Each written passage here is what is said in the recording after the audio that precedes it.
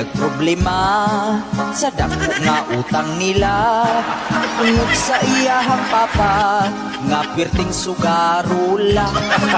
Nangita siyag solusyon para ang utang impason.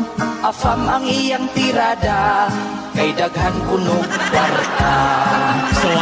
Impas ang utang kung may afam. Bisan pagtiguang basta kay kwartahan, it's okay lang.